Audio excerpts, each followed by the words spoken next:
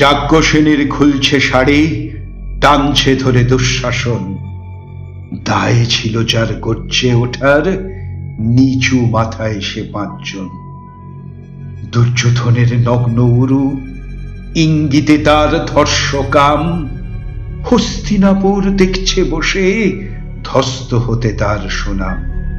অন্ধ রাজা সিংহাসনে, আর্ত চেঁচান বৌমাতার।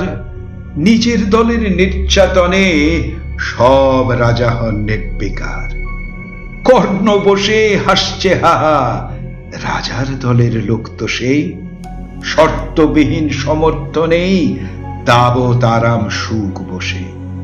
ভীষ্ম দ্রোণ কৃপ নীরব, সরকারি লোক হাজার হোক। রাজার কথাই তোমার কথা, তুমি যখন রাজার লোক। খল শকুনি দেখছে সবই, প্রস্তুত সে ধ্বংস চায়।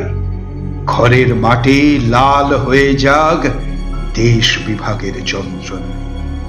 সুশীল সভায় ঘটছে যখন রাজ অপরাধ জঘন্য, ঠিক তখনই তার বিরোধে চেঁচিয়ে ওঠেন বিকর্ণ।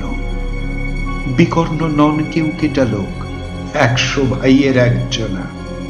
তেমন করে এর আগে কেউ তার কথাটাই জানত না। যত গৃহে কারেন্নেরা, অন্তত তা নেই লেখা। ভীমকে যখন বিষ খাওয়ালো, তখনও তার নেই দেখা। কিন্তু যখন প্রকাশ্যতেই কাটছে নারীর আব্রু কেউ, স্তব্ধ জিভের চুপসাগরে বিকর্ণ হন একলা ঢেউ। চেঁচিয়ে ওঠেন রাজার কুমার, যুবরাজের বিরুদ্ধেই।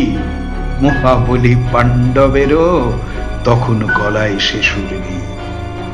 রাজাও যখন নীরব থেকে সায় দিয়ে যায় ধর্ষণে, ঠিক তখনই সমস্ত যুগ বিকর্ণদের স্বর শোনে।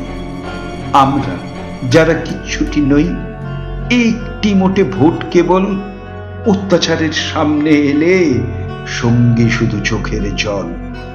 পোষ্যভাবে যাবনা চেবাই অন্ধ এবং নিকর্ণ। প্রার্থনা থাক আমরা যেন একবার হই বিকর্ণ। মরার আগে হতেই হবে রাজার সভায় বিকর্ণ।